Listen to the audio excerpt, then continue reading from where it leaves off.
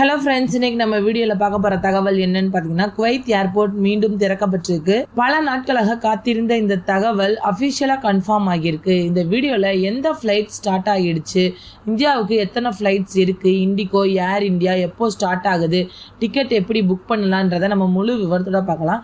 வீடியோவை ஸ்டார்டிங்ல இருந்து எண்டிங் வரைக்கும் ஸ்கிப் பண்ணாம பாருங்க. ஃப்ரெண்ட்ஸ், ஏப்ரல் 26 முதல் குவைத் இன்டர்நேஷனல் ஏர்போர்ட் ரீஓபன் ஆகியிருக்கு. ஆனா அதுல முக்கியமான விஷயம் என்னன்னு பாத்தீங்கன்னா, ஃபுல்லா நார்மலா இன்னும் ஆகல.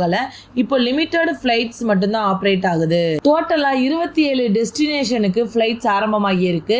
Kuwait Airways 17 routes, Jazeera Airways 10 route. இது ஆரம்ப ஸ்டேஜ் தான். ஜசீரா ஏர்வேஸ் ஆல்ரெடி அனௌன்ஸ் பண்ணிருக்காங்க 10 ஃபிளைட்ஸ் ஆபரேட் பண்ணுவோம் அப்படின்னு. குவைத் ஏர்வேஸ் 17 இடங்களுக்கு சர்வீஸ் வழங்குறாங்க. இந்த 2 ஏர்லைன்ஸ் தான் இப்போ மெயினா ஆபரேட் பண்றாங்க.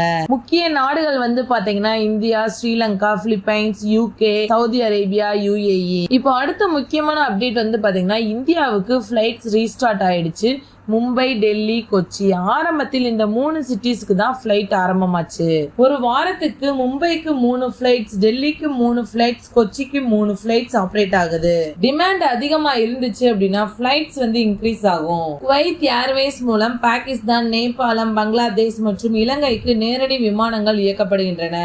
ஆனால் ஜசீரா ஏர்வேஸ் இந்த நாடுகளுக்கு தற்போது நேரடி சேவை இன்னும் தொடங்கல. இப்ப எல்லாரும் கேக்குற பெரிய கேள்வி என்னன்னு பாத்தீங்கன்னா, இண்டிகோ, ஏர் இந்தியாலாம் எப்போ தொடங்குவாங்க அப்படின்னு தான் கேக்குறாங்க. அதுக்கான அப்டேட் பாத்தீங்கன்னா, இண்டிகோ மே 1 முதல் ஃபிளைட் ஸ்டார்ட் பண்ண போறாங்க. சிட்டிஸ் பாத்தீங்கன்னா டெல்லி, மும்பை, அகமதாபாத், கொச்சி, சென்னை. அதாவது மே 1க்கு பிறகு ஃபிளைட்ஸ் ஆப்ஷன் அதிகமாகும். டிக்கெட் விலையும் கூட குறைய சான்ஸ் இருக்கு. ஃப்ரெண்ட்ஸ், இப்போ டிக்கெட் புக்கிங் பத்தி பார்க்கலாம். இயர்லியா புக் பண்றது ரொம்ப நல்லது. டைரக்ட் ஏர்லைன் வெப்சைட்டை யூஸ் பண்ணுங்க. ஏஜென்ட்டை அவாய்ட் பண்ணிருங்க. நீங்க ஏஜென்ட் மூலமா டிக்கெட் புக் பண்றீங்க அப்படின்னா எக்ஸ்ட்ரா சார்ஜ் இருக்கும். ஃப்ரெண்ட்ஸ், நீங்க டிராவல் பண்றதுக்கு 10ல இருந்து 15 நாட்களுக்கு முன்னாடி டிக்கெட் புக் பண்ணிக்கங்க.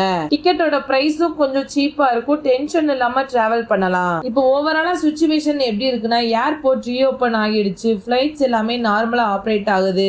இந்தியா ஃபிளைட்ஸ் ஆல்ரெடி ஸ்டார்ட் ஆயிடுச்சு. மே 1க்கு பிறகு ஃபுல் பூஸ்ட் வரும். இன்னும் சில நாட்கள்ல எல்லா ஏர்லைன்ஸும் ஸ்டார்ட் ஆகும். இந்த வீடியோ உங்களுக்கு ரொம்பவே யூஸ்ஃபுல்லா இருக்கும்னு நினைக்கிறேன். மறக்காம நம்ம சேனலை சப்ஸ்கிரைப் பண்ணிக்கோங்க. தேங்க்யூ.